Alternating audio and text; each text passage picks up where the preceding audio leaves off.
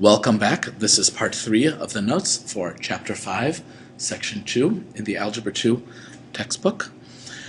Here we have to graph a function. We're supposed to begin by making a table of values.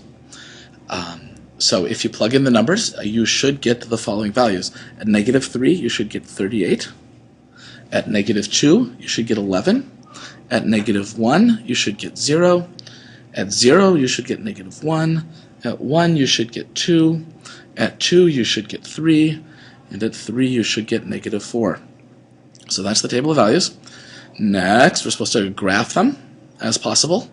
-3, 38 is not going to work. So I don't know, maybe just put an X through it or something. That's ridiculous. -2, 11 is also not going to fit on this part of the graph. There's nothing wrong with them. They're just not fitting on this graph. -1, 0. This is a dot I can put on the graph. Boom. 0, -1. This is a dot I can put on the graph. Boom. 1, 2. This is a dot I can put on the graph. Boom. 2, 3. This is a dot I can put on the graph. Boom. 3, -4. Also put 3, -4. 1, 2, 3, -4 on the graph. Okay, so we do end up with 5 dots on the graph. That's not bad.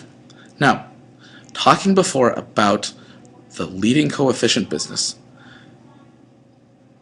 it's an odd power exponent, and it's a negative leading coefficient. So that means that on the left, it's going to have to go up, and on the right, it's going to have to go down. The arrows eventually look like that. So we know that somehow that's going to happen. It's going to go through these and up and something like this to connect the dots with arrows on the end following the general pattern. So at the bottom it says the degree is 3 and the leading coefficient is -1.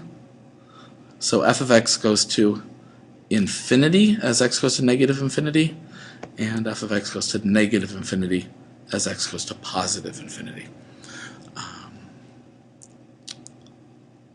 It looks like that last bit didn't end up on your screen.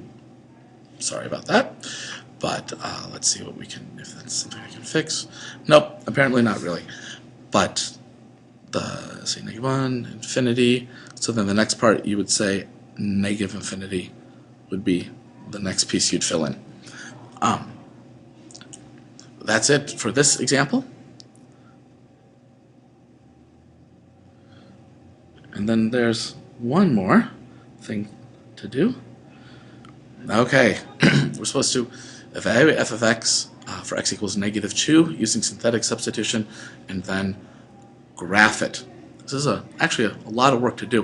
I'm going to save this for another video all on its own. So I'll be back to you with part 4.